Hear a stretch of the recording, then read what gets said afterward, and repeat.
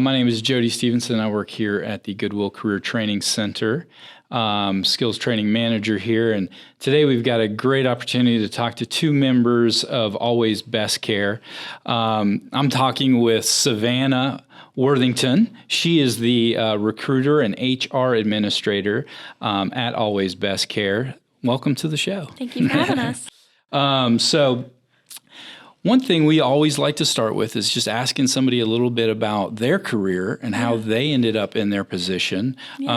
Starting with education, did you do a certain type of education to kind of lead you to an HR role, or? No, actually not. I went to college for a little bit. I just found that, college just wasn't, the path for me. So I actually ended up getting a receptionist job at a staffing agency, and I was there for almost 5 years and hiring for like manufacturing positions and things like that. And funny enough, Jim actually called our office looking for a recruiter, HR administrator position. And I said, hey, Jim, can I send you my resume? There you go. And here I am. So I've been here since October. So you know a lot about this kind of world of workforce development and finding employees and placing people and all that. So seen a lot of change, Yeah. Wow. Okay, great.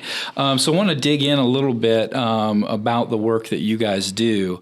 And is there any common myth or about the profession of personal care aide or home health aide, that kind of stuff that we need to debunk or talk about? Yeah, so I think the common misconception that we see is that a lot of folks feel like they have to have exponential experience or a license or certification to be an in-home health aide. For our company, you don't. You can have 1 day of experience to 5+ years, and we don't require any kind of license or certifications for our caregivers. Okay, interesting.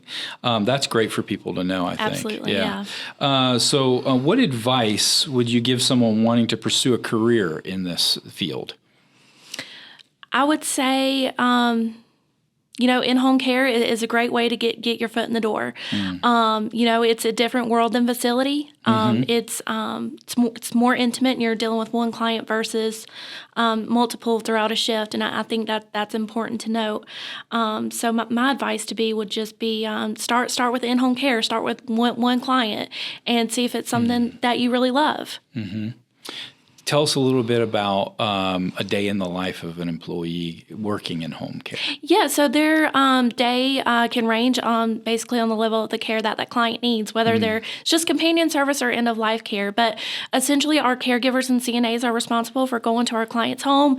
We do light housekeeping, laundry, dishes, things like that, meal prep, making sure our clients have food. We also do errands, grocery shopping, taking them to doctor's appointments, and we also do personal care. Bathing, hygiene, dressing.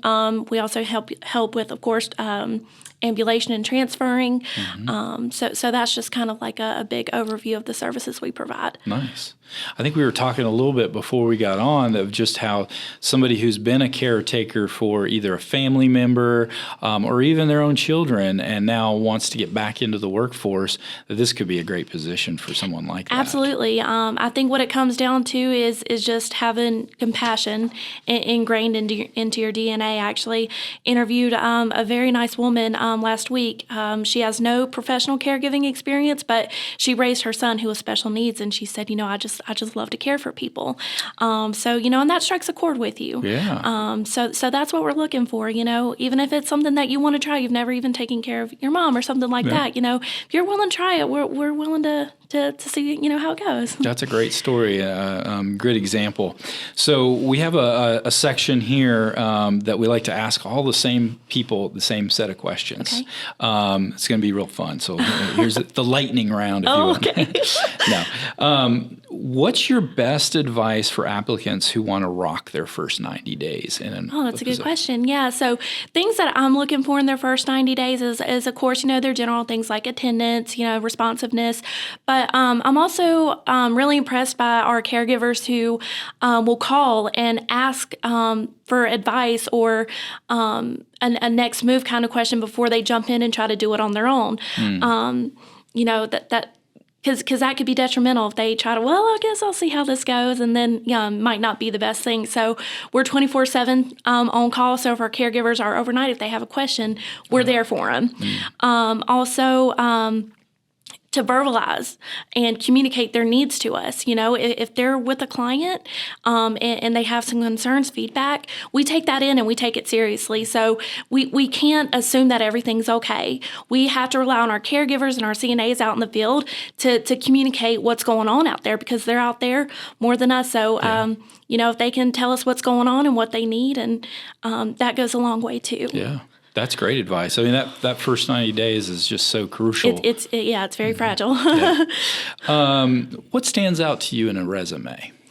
That's a loaded question, especially now, pandemic. 3 years ago, I would say, job history, but, COVID has really changed things. So now if I see a resume, McDonald's 6 months, receptionist 7 months, I'm going to take a step back and be like, okay, what happened here? Was it a layoff? Was it a shutdown?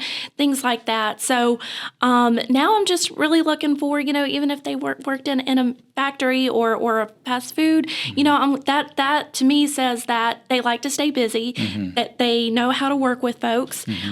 So really, I call everybody that sends me a resume and just do a deeper dive, because you never know what somebody's been through. I think I can kind of hear that you're looking for work ethic somehow represented in the resume too. Yeah. Digging in there. Okay, great. Is a cover letter important? My experience, no. Okay. Even beforehand, cover letters never something that I've really seen as a major requirement, because we're just not on that high professional of a level for a cover letter. So, and cover letters can be tricky, and people overthink them, and So that's not something I've really, looked at. So I think what I'm hearing you say is for some positions it's more appropriate than for other positions, but for the places you're and the positions you're hiring for, you're not requiring them. Exactly. Yeah. What advice would you give an applicant going into an interview with your company? I would say, just bring your best self. What I'm looking for is, your general things like eye contact, smile. Can you sit down and hold a conversation, or is it just yes, no, maybe, kind of thing, because if you can connect with me and, it feels like a conversation, then I'm going to feel comfortable sending you out to a client and, holding a conversation with them. Because if you're hard to talk to, that can make some clients feel uncomfortable. Yeah. Yeah, that makes sense. This next question I have for you is actually a good one because it's difficult for us at a career center because it's sensitive to talk to someone about their appearance. Sure. What is your guys' criteria for someone's appearance when they go to work with you? Of course, we like our caregivers to present themselves in a clean and well-groomed manner, hair brushed, clean fingernails, washed face, that kind of thing. We recommend our caregivers just wear scrubs. It's more comfortable, and B, it protects their clothes. Now, we do have a couple of clients that like the caregivers to wear street clothes. It just makes the client feel more comfortable. But as far as, appearance goes, if you can run a brush through your hair and throw some water on your face and have clean clothes, you're good to go. That's important. Yeah. This will be my final question. I'm curious. We deal with individuals that come in here that sometimes have justice involvement in their past. Any thing that you can share with us about somebody that might have something in their record or anything like that? Yeah. So being in our field, we do have to approach that delicately because again, we're sending perfect strangers into our clients' homes. Absolutely. So there are things that we have to take a step back at and look at case by case, and maybe we sit down with the applicant and say, hey, you've had this charge from 5 years ago. Can you tell me your side of the story and what's happened? And of course, if it's been, way back, then that's something that, we look past. But if it's a good applicant and we see that they're genuinely wanting to get that move on from that, then we're willing to talk to them and say, hey, talk to us. What happened? Well, that's great. Savannah, this has been a really wonderful conversation. Thank you so much for joining us here today, and you've given us a lot of great information. Thank you. Thank you.